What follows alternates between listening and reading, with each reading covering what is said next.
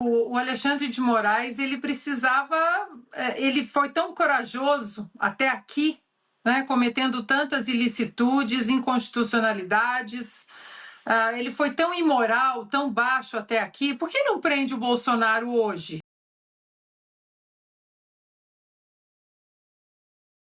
A cavalaria já chegou, a cavalaria já colocou aí todos os soldados que poderiam ser colocados diante dessa barbárie. A história mostra.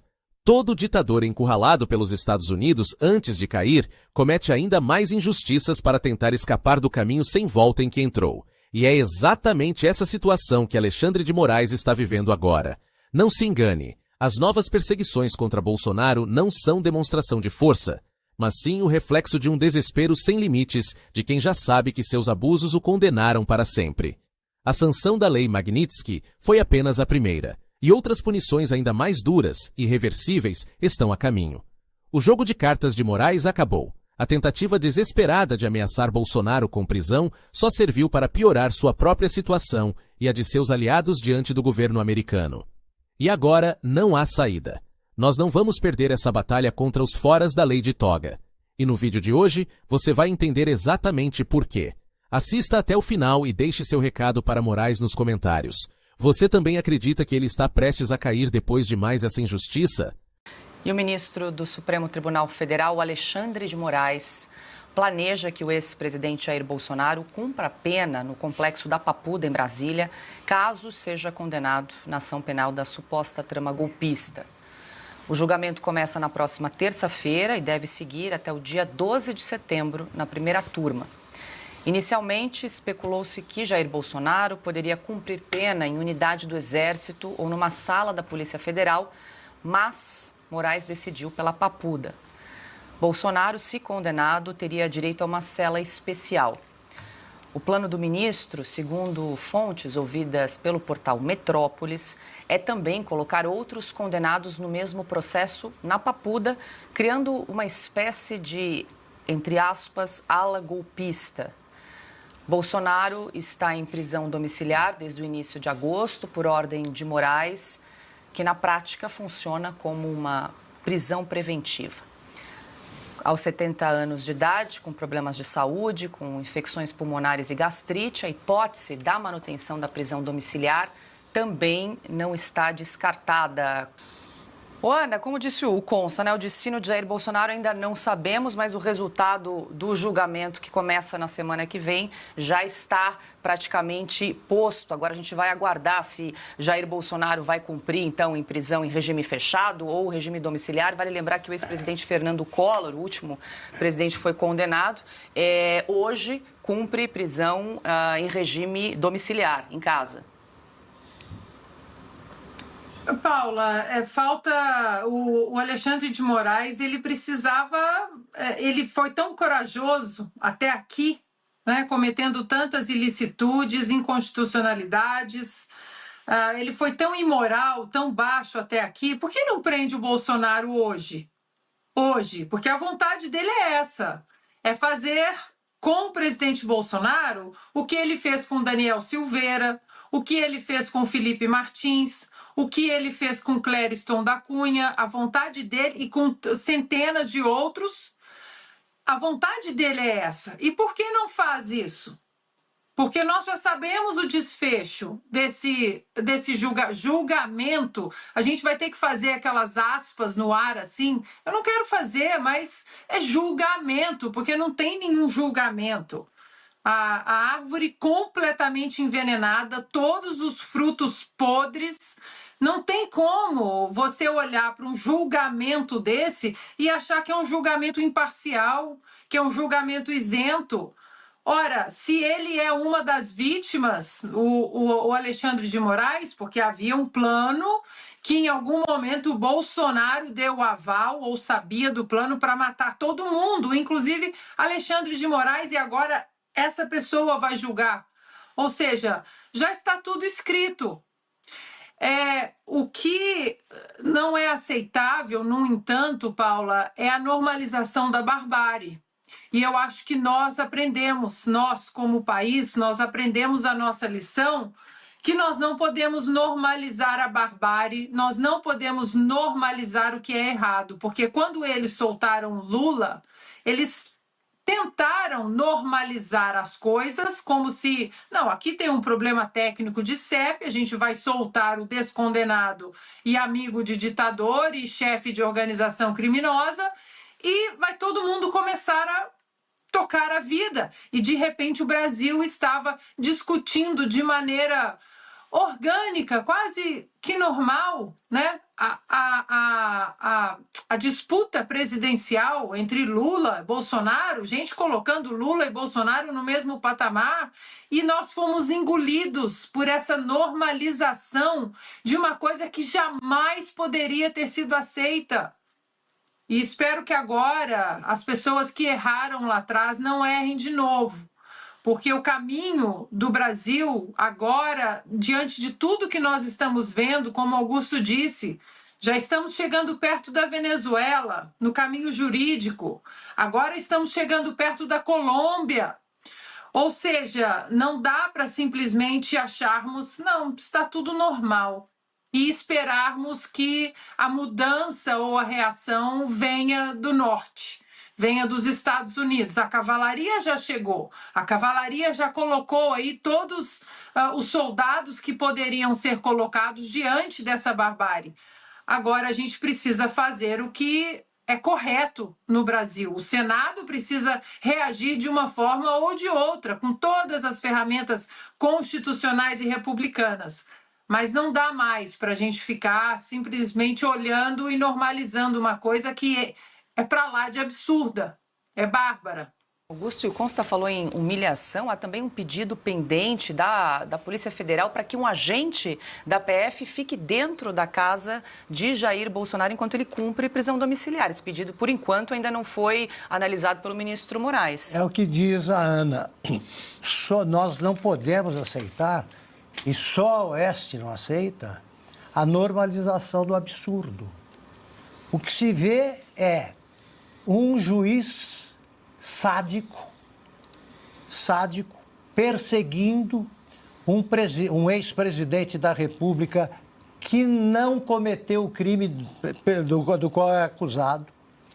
Não existiu o golpe de Estado.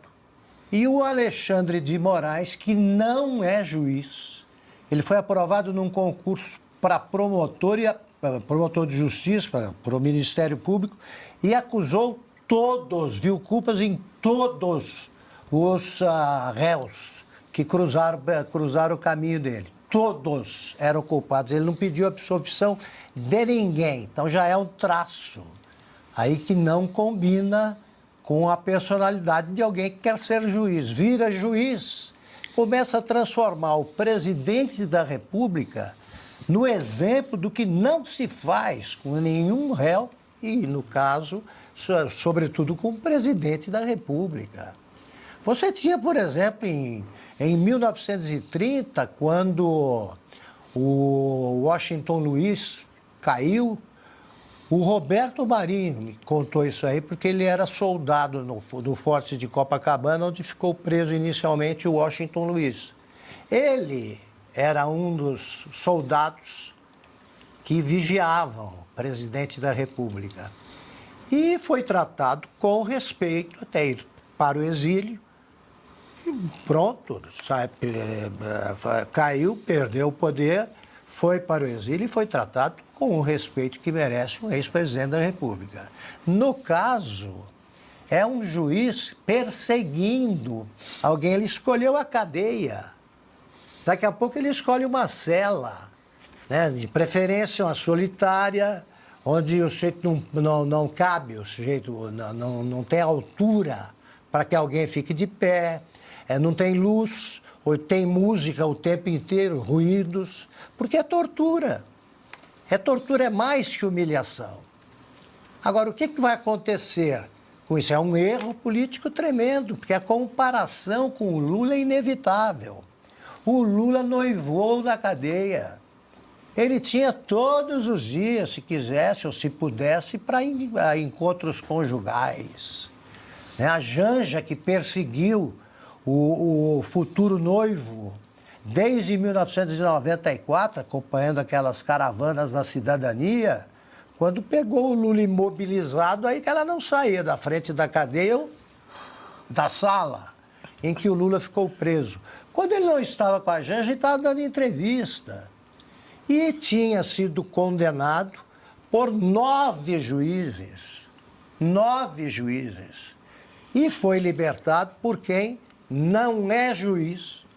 Inventaram a lei do CEP, botaram na presidência e agora perseguem alguém com métodos que vão transformam em mártir qualquer um.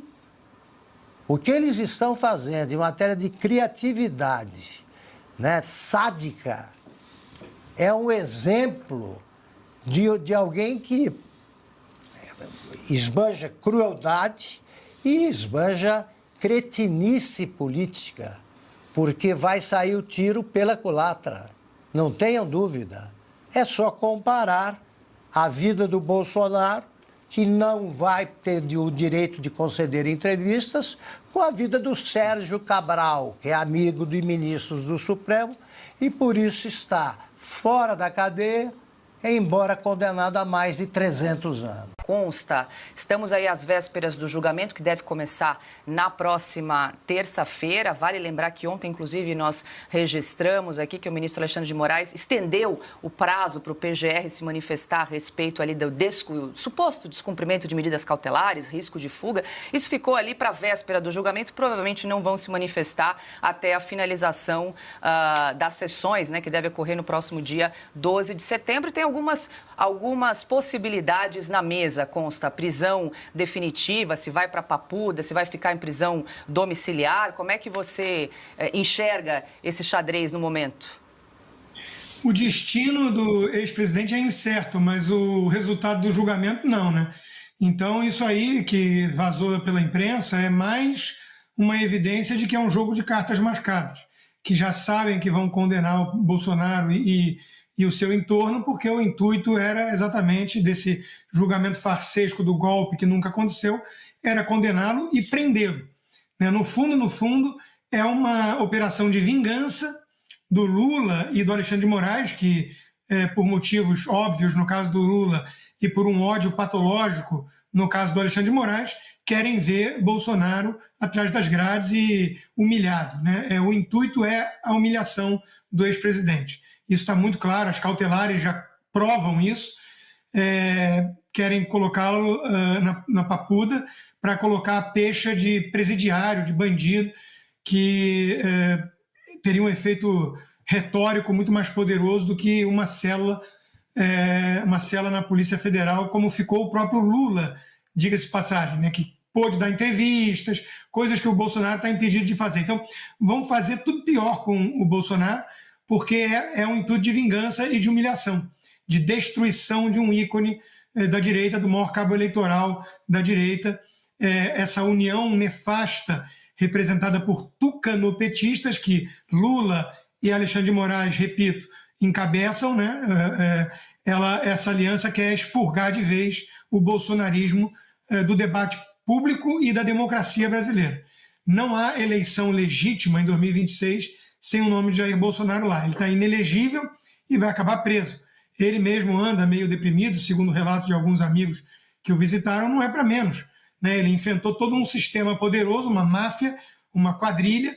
Essa quadrilha tem uma caneta poderosa na mão de Alexandre de Moraes, e ele está usando para isso mesmo, para alfinetar e machucar, humilhar de todas as formas possíveis Jair Bolsonaro. Então, de novo, um julgamento farsesco, só que não é mais o povo brasileiro só que está de olho.